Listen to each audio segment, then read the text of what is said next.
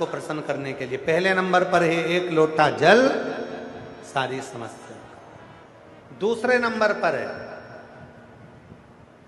भगवान शंकर के मंदिर में जाकर झाड़ू लगा लेना, सफाई कर लेना, बुआरी लगा देना, शंकर जी के मंदिर को साफ कर देना। और तीसरे नंबर पर है शिव जी के मंदिर में या बेलपत्री के वृक्ष के नीचे या शंकर भगवान के मंदिर में एक दीप प्रज्वलित कर देना, दीपक लगा देना। रोज प्रतिदिन शिव के मंदिर में या प्रदोष के दिन या सोमवार के दिन या तो बेलपत्री के पेड़ के नीचे या शंकर जी के मंदिर में दीप जलाना। 3 चीज। जल चढ़ाने वाले की सारी समस्या का हल शिव कर देते हैं। झाड़ू बुआरी करने वाले के जो शिव जी के मंदिर में झाड़ू लगाता, पोछा लगाता, बुआरी लगाता, सफाई करता, भगवान उसकी जितनी दरिद्रता है, उसके जीवन में जितनी तकलीफ है उसको साफ कर देते हैं। और तीसरे नंबर पर है दीपक जलाने वाला। उसको अगर कहीं मार्ग नहीं मिलता, उसको कोई रास्ता नहीं मिलता, उसके बच्चों को कोई राह नहीं मिलती, तो वो दीप जलाते जलाते एक दिन शिव को प्राप्त कर लेता। पशुपति व्रत में कितने दिए लगाए जाते हैं? जम के बोलो जरा। 6। 5 दिए मंदिर के अंदर, 1 दिया अपने घर के। बहुत सावधानी से सुनना कथा। अब कई लोग प्रश्न करते हैं कि ये 6 दिए ऐसा क्या करते हैं? 5 कर्मेंद्री 5 ज्ञानेंद्री का दिया शिव के मंदिर में, हमारी सारी इंद्रियां आपको समर्पित है। और 1 दिया मन का, 11वीं इंद्री का अपने दरवाजे पर। मेरे बाबा, आप उन इंद्रियों को संयमित कर कर मेरे मेरे पंच महादेव, हे मेरे पंच कैलाश, हे मेरे पंचानन, हे मेरे शिव, कृपा करने वाले, आप इस दरवाजे पर आकर हमारे जीवन के सारे दुखों को, कष्टों को समाप्त। शंकर भगवान के प्रत्येक स्वरूप का दर्शन करिए, मेरे शिव जी के प्रत्येक स्वरूप का दर्शन करिए। शायद 33 कोटि देवता में किसी देवी ने जितने क्वेश्चन नहीं करे, 33 कोटि देवता में किसी देवी ने अपने पति से कितने प्रश्न नहीं करे, उससे 1000 गुना ज्यादा प्रश्न भगवान शंकर की पार्वती जी ने, माता सती ने, उमा ने, कात्यायनी ने, कुष्मांडा ने, स्कंदा ने, माता पार्वती जी ने अपने पति से रोज हजारों प्रश्न करे हैं और उस प्रश्न का उत्तर स्वयं शिव ने मुस्कुरा कर दिया।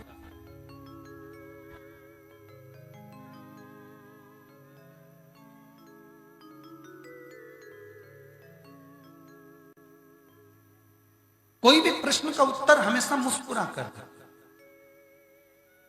हजारों प्रश्न माता पार्वती जी ने करे और शिव जी ने सारे प्रश्नों का उत्तर मुस्कुरा कर।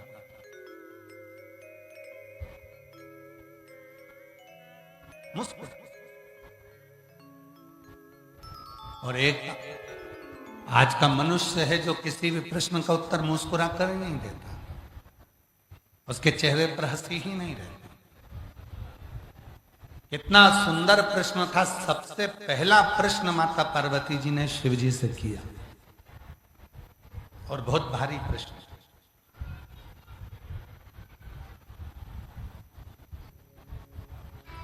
पार्वती जी ने शंकर भगवान से एक प्रश्न किया। हीन और दीन, ये 2 शब्द,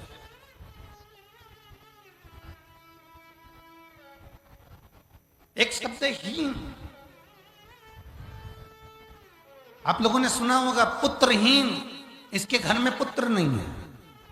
धनहीन, इसके पास में धन नहीं है। संपदाहीन, इसके पास में संपदा नहीं। वैभवहीन, इसके पास में वैभव नहीं। धनहीन, मकानहीन हो सकते हो, बंगलाहीन हो सकते हो, दुकानहीन हो सकते हो। दुकान नहीं है, बंगला नहीं है। 2 शब्द माता पार्वती जी ने शिव जी से प्रश्न करा, एक है हीन, दूसरा है दीन। पुत्रहीन मतलब पुत्र नहीं है, संतानहीन मतलब संतान नहीं है, धनहीन मतलब धन नहीं, वैभवहीन मतलब वैभव नहीं। तो पार्वती जी ने एक प्रश्न करा कि हीन और दीन ये दो शब्द हैं, इन दो शब्दों में आप मुझे ये समझाएं कि सबसे प्रबल शब्द कौन सा, सबसे प्रबल शब्द।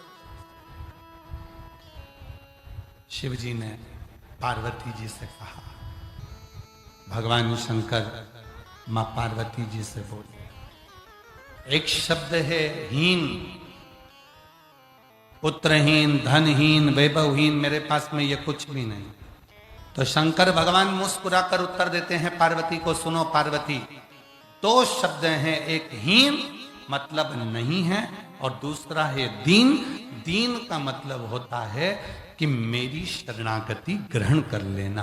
पार्वती, जो मेरे मंदिर में आकर, मेरे शिवालय में आकर एक लोटा जल जो समर्पित करता है, पार्वती मैं उसको दीन जानकर उसके दुखों को अपना बना लेता हूं और उसको जिंदगी में कभी हीन नहीं होने देता, उसकी जिंदगी को मैं संपदा वाली,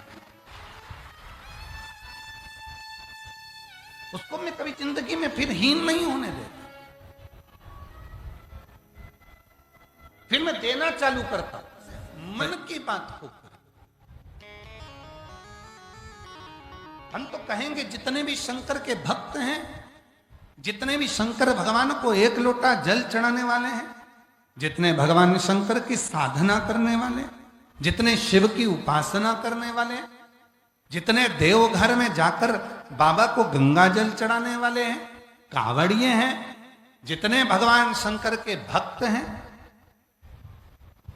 उपासना करने वाले, शिव की साधना करने वाले, शंकर के मंदिर का दर्शन करने वाले, या अपने माता पिता को नमन करने वाले, अपने बुजुर्गों का आदर करने वाले जितने भी हैं, वो हीन नहीं है, वो दीन है। और दीन है तो वो शंकर की कृपा से एक न एक दिन निहाल होकर ही रहते हैं, उन पर शिव कृपा कर कर ही रहते हैं, वो दीन है।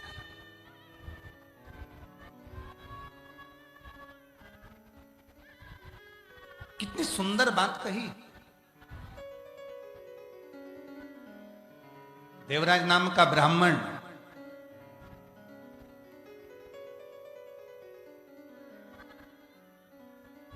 जो कभी शंकर के मंदिर नहीं गया, कभी शिवालय नहीं गया, कभी देवालय नहीं गया, जिसने शंकर भगवान पर कभी एक लोटा जल नहीं चढ़ा,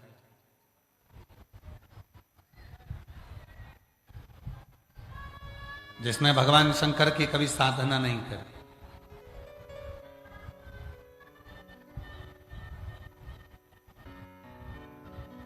जो शिव के मंदिर ही नहीं गया,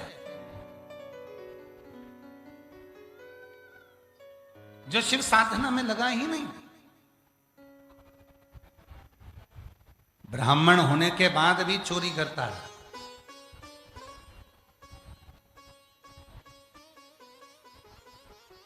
और एक दिन चोरी का धन लेकर आ रहा था, कोई बहुत, उसकी पत्नी जो थी, उसके बच्चे जो थे, वो सब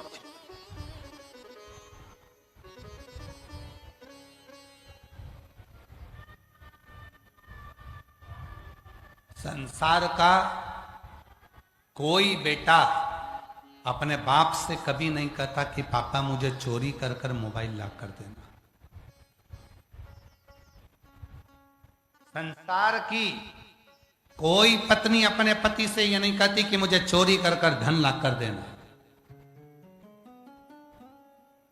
पत्नी कहती है कि तुमसे विवाह हुआ है, बस मेरा पेट भर देना, भूखी ना रहूं, बच्चे भूखे ना रहें, परिवार में सब सुख हो। पत्नी कभी ये नहीं कहती कि तुम चोरी कर कर लाना, कि डाका डाल कर लाना, कि कहीं से लूट कर लाना। है कोई पत्नी? कभी सुना तुमने कि किसी पत्नी ने अपने पति से कहा है कि चोरी कर कर लेकर आओ, डाका डाल कर लेकर आओ? बच्चों ने कहा हो कि पापा मुझे अच्छे स्कूल में पढ़ाना है तो मुझे तुम चोरी कर कर लेके आना, डाका डाल कर लेकर आना। ना कभी कोई बच्चे अपने पिता से कहते हैं कि चोरी करो, और ना कोई पत्नी अपने पति से कहती है कि चोरी करो। क्यों? क्योंकि उसको मालूम है व्यक्ति को अपने कर्म का दंड भोगना पड़ेगा। उसको मालूम।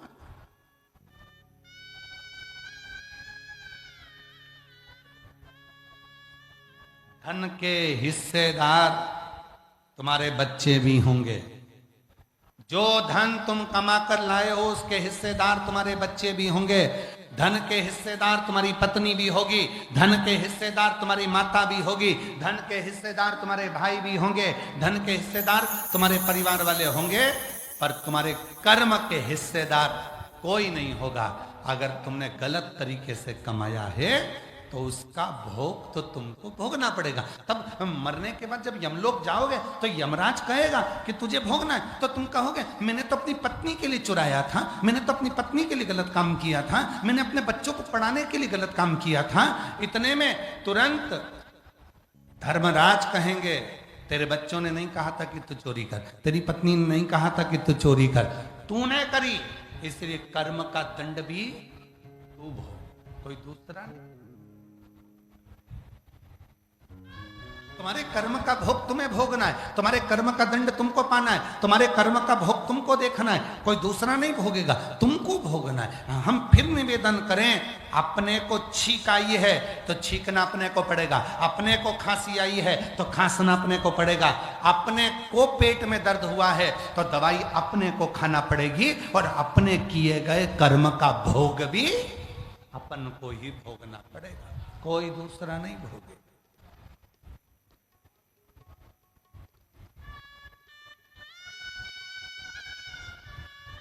तुम आयो शिव महापुराण की कथा सुनने के लिए, दूर दूर से आयो, अपने साथ में छाता भी लायो, पानी की 2 बोतल भी लेकर आयो, बिछाने का आसन भी लायो, ओढ़ने का कम्बल भी लायो, बैग लेकर आयो। किसके भरोसे? तुमने सोचा मैं जाऊंगी, मेरे बाबा के चरणों में बैठकर कथा सुनूंगी, वहां की मिट्टी को आरती होने के बाद, जैसे ही 5 बजे आरती होगी, आरती होने के बाद वहां की रज को मैं नमन कर कर अपने शरीर पर लगाऊंगी, उससे विनय करूंगी, भोला सब दुख काट दे मेरा भोलेनाथ, बहुत दुखी हूं, मेरे जीवन के सारे कष्टों को तू मिटा दे मेरे शंकर। मैंने सुना है ब्रह्मा ब्रह्म लोक में रहते हैं, भगवान विष्णु बैकुंठ लोक में रहते हैं, इंद्र लोक में रहते हैं, मैंने सुना है शिव तुम तो पृथ्वी लोक में रहते हो, तो तुम ही तो मेरा दुख मिटाओगे, इसलिए मेरे बाबा मैं आपकी रज को, मिट्टी को, यहाँ की धूल को मैं नमन करती हूँ कि मेरा दुख तुम मिटाओ। आए हैं बहुत सारे, मेरी जीजियां, मेरे जीजा, मेरी बेटियां, मेरे बेटा, मेरे बुजुर्ग माँ बाप, ना जाने कितने कितने, इतने रांची की भूमि पर हमने नहीं सोचा था कि पहले दिन तुम पंडालों में भरे मिलोगे, और तुम सबको मालूम था कि पंडाल उड़ चुके हैं, तुम सबको मालूम था कि रात को खूब पानी गिरा, उसके बाद भी तुम लाखों की संख्या में पूरे पंडालों में भरे पड़े हो, तो कहीं ना कहीं तुम मेरे बाबा से, अपने पिता से बात करने के लिए आए हो। सार्थक जिंदगी तब है जब तुम भगवान शिव की शरणागति ग्रहण कर लो, और जिस दिन तुम दीन हो गए, जिस दिन तुम परमात्मा के हो गए, जिस दिन तुमने सोच लिया मेरा संपूर्ण जीवन जो कुछ भी है वो शिव का है, समझ लेना उस दिन तुम दीन हुए, दीन तो हो गए, अब तुम हीन नहीं रहोगे, तुम्हारे यहाँ ना संपदा की कमी होगी, ना वंश की कमी होगी, ना वैभव की कमी होगी, ना कोई तकलीफ होगी। जो दीन हो गया, जो भगवान का हो गया, जो शिव की शरणागति का हो गया, जो शंकर भगवान का हो गया, फिर जो दीन बन जाता है, परमात्मा का हो जाता है, फिर वो हीन नहीं रहता है, फिर उसे शिव सब कुछ दे देते, सब कुछ।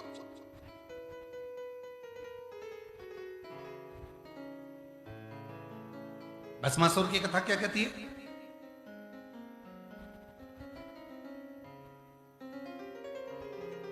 सुन लिया था भस्मासुर ने शिव जी की आराधना करना है, धर्म पत्नी ने कह दिया भस्मासुर को जो देते हैं शंकर भगवान देते हैं।